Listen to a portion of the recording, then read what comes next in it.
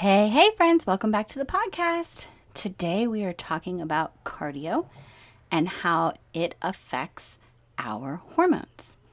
And what are some signs that maybe what you're doing isn't working for you?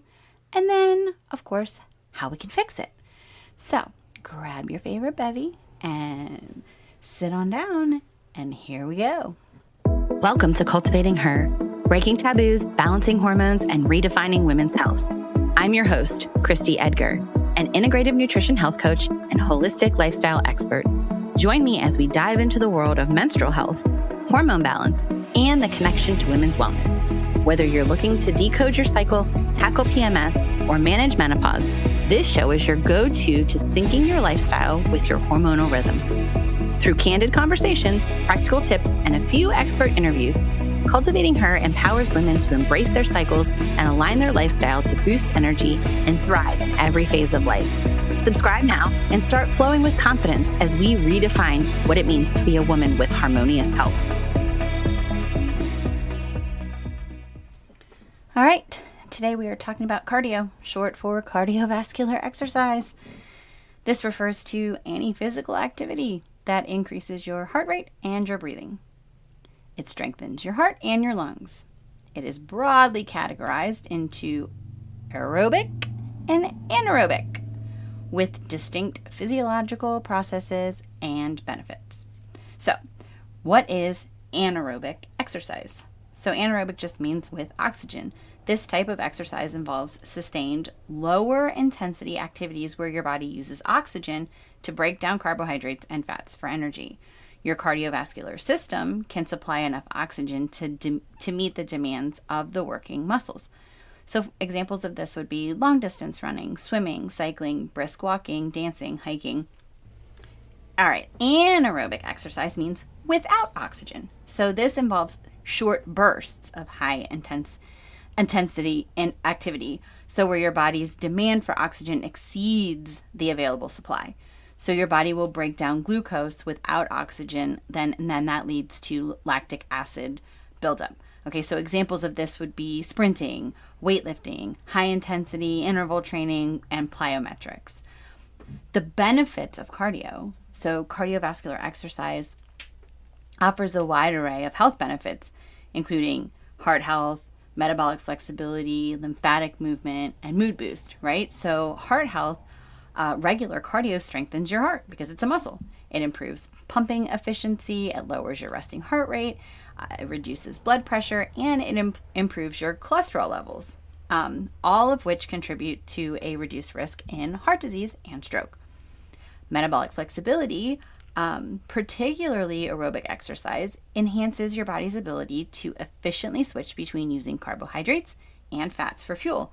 This improved metabolic flexibility is crucial for weight management, stable blood sugar levels, and overall energy regulation, and is the basis of my signature coaching program. Lymphatic movement. So the lymphatic system, which plays a huge role in your immune function and waste removal, relies on muscle contractions and movements to circulate lymph throughout your body. So cardio, with its rhythmic muscle engagement, effectively stimulates lymphatic flow, aiding in your detoxification and your immune support. And then, of course, mood boosting. Exercise, specifically cardio, triggers the release of endorphins, natural mood elevators that can reduce stress and anxiety and reduce the symptoms of depression. It also helps improve sleep quality, boost your self-esteem, and contributes to overall mental well-being. Better still if you get a friend to join you because it's so much friendlier with two. Okay, so the myth of more is better and our female hormones. So while cardio offers numerous benefits, the more is better mentality, particularly for female hormone balance, is not the greatest, okay? So especially where high intensity or extensive endurance training comes, this can be really detrimental, okay? So when exercise becomes chronic or excessively intense, our body perceives that as a significant stressor, which triggers a cascade of hormonal responses. Primarily, this is involving cortisol, which is our stress hormone. So when cortisol levels rise during intense or prolonged exercise, it's which in a normal state is fine because we're adapting to stress, but chronically elevated cortisol can lead to adrenal fatigue or dysfunction, thyroid dysfunction, disrupted reproductive hormones, and increased fat storage. The other thing with our hormones is insulin. So while exercise generally improves insulin sensitivity, excess or poorly timed high intensity cardio, especially without adequate recovery and nutrition, can lead to insulin resistance. So in some cases, severe overtraining, the stress will elevate cortisol levels, which in turn can lead to increased blood glucose, which we've talked about before, and then subsequent insulin resistance. So this means we know insulin resistance means that our body is not responsive to insulin, which requires more insulin to shuttle glucose into our cells, which will potentially contribute to weight gain and metabolic issues, and we just don't want to do that. The other thing is blood sugar dysregulation for the same fact as I said, that when cortisol is high, it does increase our blood sugar levels. Now, why are women more susceptible? So women's hormone systems are way more sensitive to stress than men's because we're flipping cyclical, right? So there's this delicate balance of estrogen and progesterone and the other hormones that can easily be disrupted by many things, such as overexercise and undereating and too much fasting and glucose that's too high and other curveballs that life throws at us. So for optimal health and hormone balance, especially for women, it's critical to find a sustainable and balanced approach to cardio, which means listening to your body and being sure that you're prioritizing recovery. You've got to incorporate a variety of exercise, including strength training, and avoid the trap of more is better when it comes to intense cardiovascular training. And real quick, I just want to cover that like fasted cardio or exercising on an empty stomach, which has gained popularity recently, you need to be careful because the application and effects can vary significantly depending on the individual and the type of exercise. Okay, so I will say that fasted cardio might be useful around enhanced fat metabolism. Okay, so when you exercise in a fasted state, typically like an overnight fast of 8 to 12 hours, your body's glycogen stores or stored carbohydrates are relatively low. So this will prompt your body to rely more heavily on stored fat for energy during exercise, which means you'll be in ketosis and you're burning stored fat, which is great. Low intensity morning walks. This is a great fasted cardio. And is very recommended if you do have high fasting glucose and you're trying to get yourself into ketosis or get your glucose levels down. So by doing low intensity steady cardio like a brisk walk, your body's already well suited to utilize fat as a fuel source. So this can make fat oxidation higher, okay? This can contribute to improved metabolic flexibility, which trains your body to be more efficient at burning fat. So it's also a convenient way to get exercise into your busy schedule and can be a gentle way to start without the digestive discomfort that sometimes comes like if we eat and then we work out, okay? But when does fasted cardio become harmful? So the benefits are quickly overshadowed when the intensity or the duration increases and when it's combined with other stressors, especially in women. Okay, so we just want to make sure that we're paying attention to our body. Because cortisol, it plays a crucial role in regulating energy and blood sugar. And so we really just want to make sure that we're paying attention.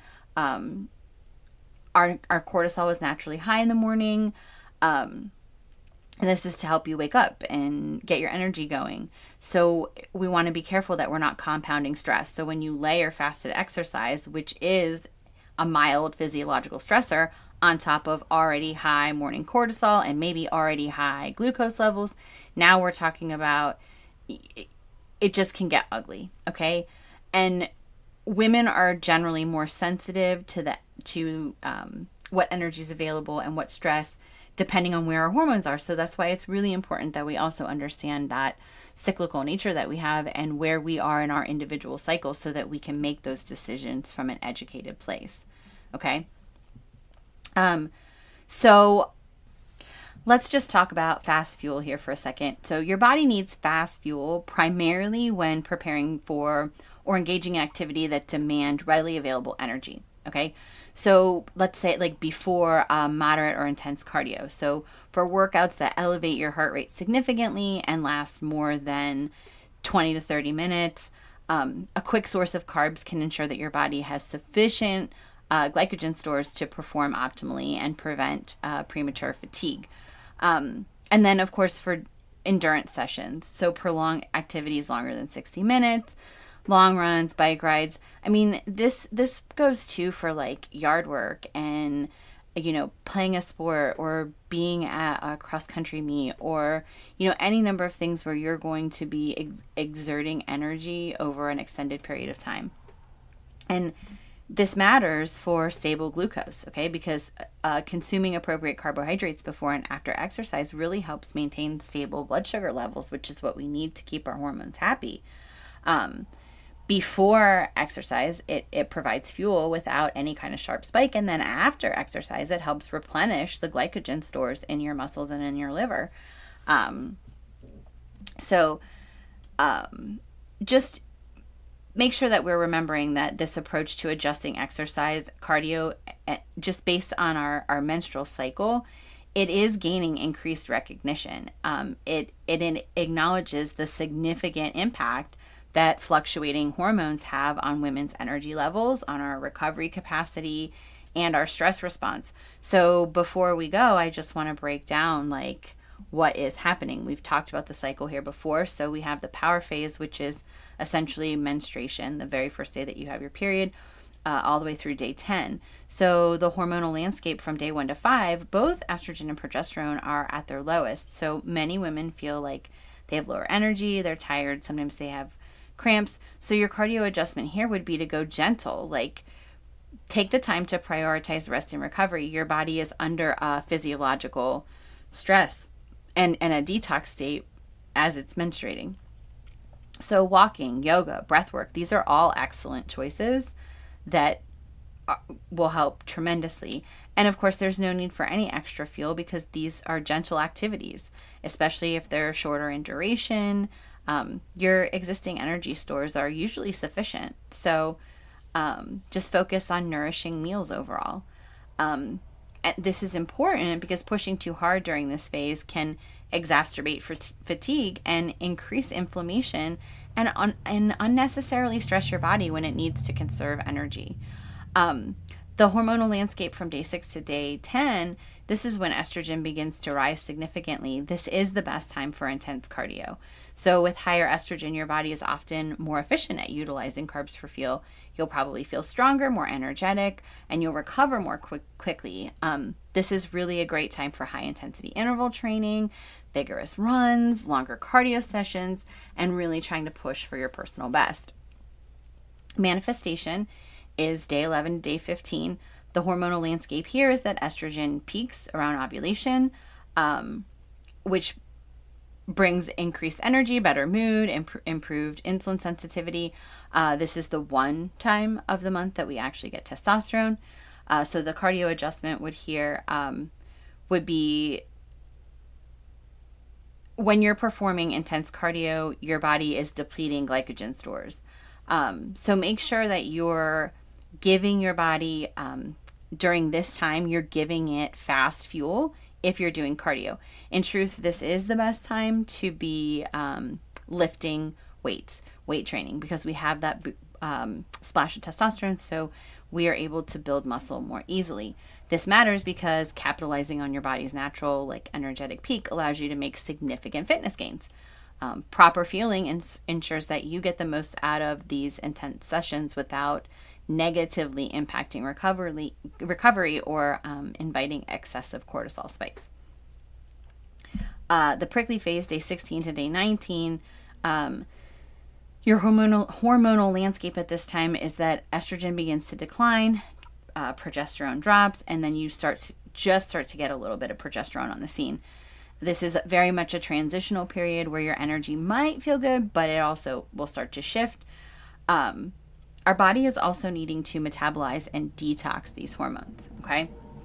So this is a great time for leaning into activities maybe that are a little more strenuous, cause you to sweat, Maybe pushing the cardio a little bit.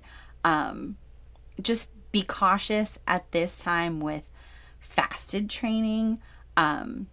Make sure that you are, eating, make sure that you're easily digestible carbs.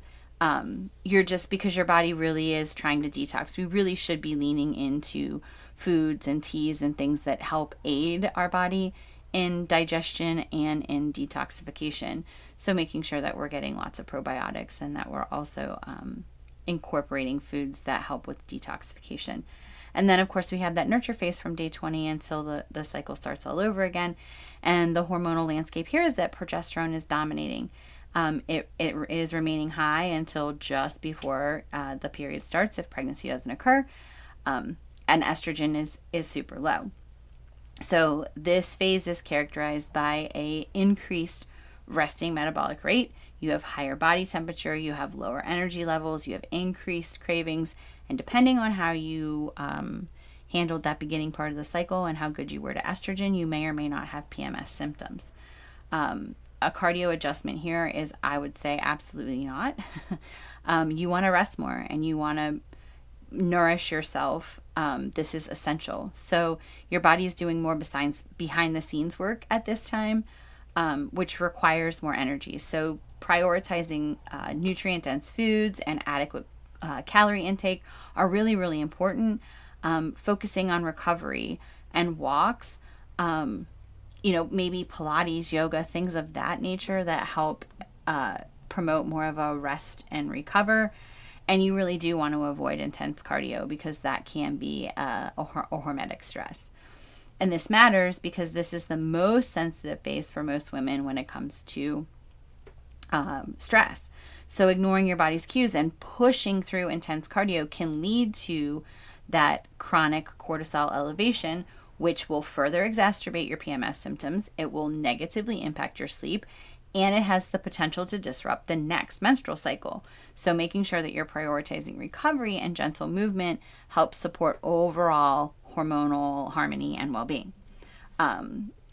So by aligning your cardio strategy with your menstrual cycle, you're not just exercising, you're training intelligently with your body rather than against it. So this cyclical approach can lead to better performance, improved hormone balance, reduced stress, and more sustainable long-term fitness gains. Understanding, then we really want to understand too the signs of underfueling versus proper fueling, because this is crucial for optimizing your health, your energy, and your exercise results. So your body's constantly sending signals, and learning to interpret them can help make a significant difference in how you feel and perform. So signs of underfueling, okay? This would be chronic fatigue or low energy, persistent cravings, especially for things like simple carbohydrates, disrupted sleep, mood swings, irritability, increased anxiety, poor recovery from your workouts. Your muscles remain sore for longer and you feel unusually heavy or stiff, okay? Your performance also might plateau or even decline, and your body is lacking resources to repair and rebuild efficiently, okay? An increased risk of illness or frequent sickness. If you are getting sick frequently, you might want to look at your training schedule, okay? Loss or irregularity of the menstrual cycle, okay? That is the number one sign that we need to evaluate all of the things. Let's just stop there.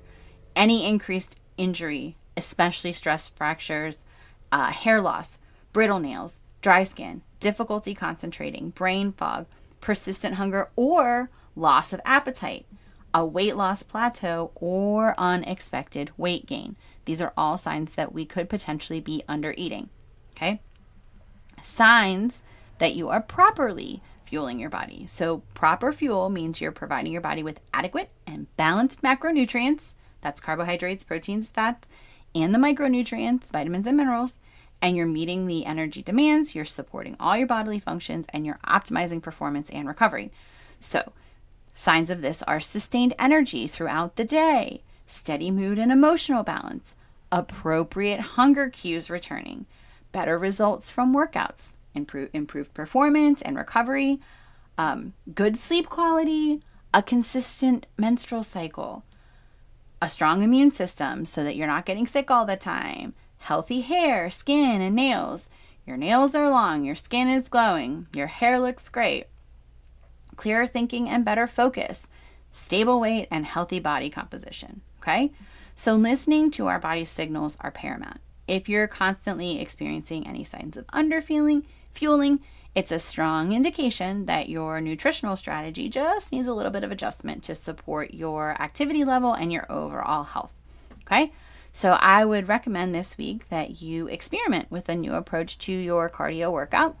If you are interested in learning more about your cycling hormones, feel free to hit my website. It is there as a free PDF, Cycle Literacy 101. Until then, my friends, be kind, be well, and cultivate your health. Thank you for joining me on this journey to educate and empower. I hope you found value in what you heard and will come back to listen again. Together, we're going to create a community of women empowered to transform their health. If you're excited to be part of this, please subscribe, leave a review, and share with the other women in your life who need health support tailored to that X chromosome. Until next time, be kind, be well, cultivate your health.